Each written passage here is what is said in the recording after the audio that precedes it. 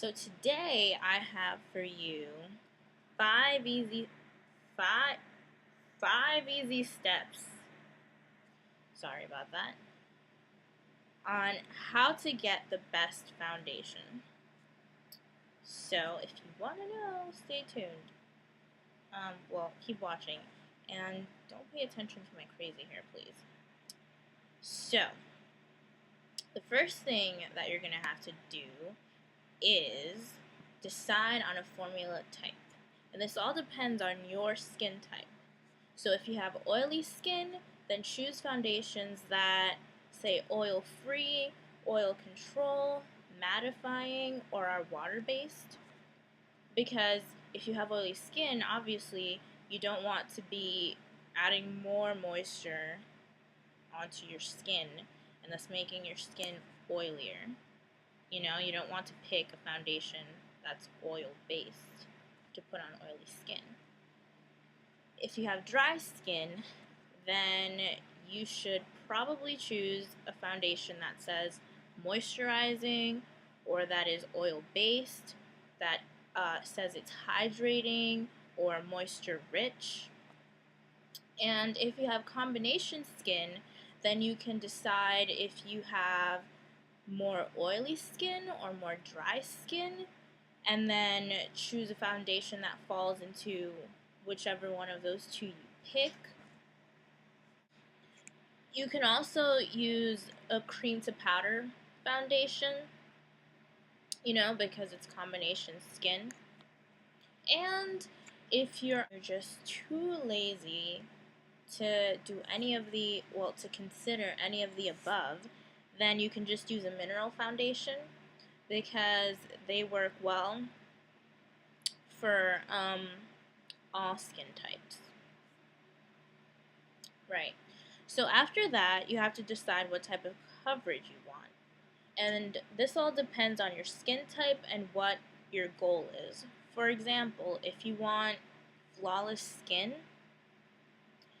then you have to consider what skin type you have.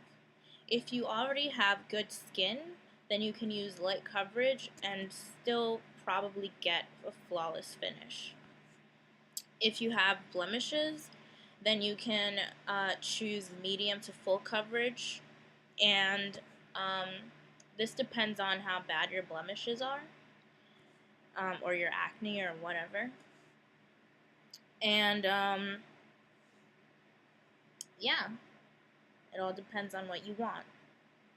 So then, after you look into those two things, you have to select a couple of foundations that seem close to your skin color and place a small amount of each over a small area of your cheeks. Of course, you wouldn't want to place them on top of each other because that would just defeat the purpose. So, it's actually better to put it on your skin, on your cheeks, instead of, say, the back of your hand or your wrist, because your face is not necessarily the same exact shade as your hands or your wrists. So then after that, after you apply the foundations onto your cheeks, you have to pick the foundation that blends in so well, and it blends in so well into your skin color that you don't even see it. You don't even notice that it's there. That's actually what you want in a foundation. And then, of course, if there is no sample to try it out, you can just buy one that you can easily return that seems close to your skin color and the shade of your face, and then it actually has to seem close to your skin shade in the container. Don't look at the swatches that they place, on the counters underneath them or anything like that. It has to seem close to your skin shade of your face in the actual bottle or whatever container that it's in. So after that, what you have to do is try it out at home, and if you don't like it, then you can return it. So yeah, that's basically it. It's actually not as hard as you might think. You don't need a professional. You know, I went,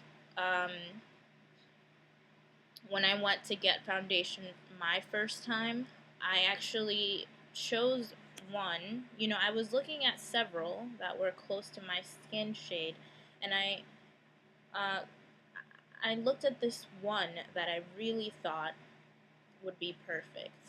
And you know, and I tried it and it seemed perfect. But then I asked one of the workers, you know, just because, to make sure, get a second opinion, you know, whatever.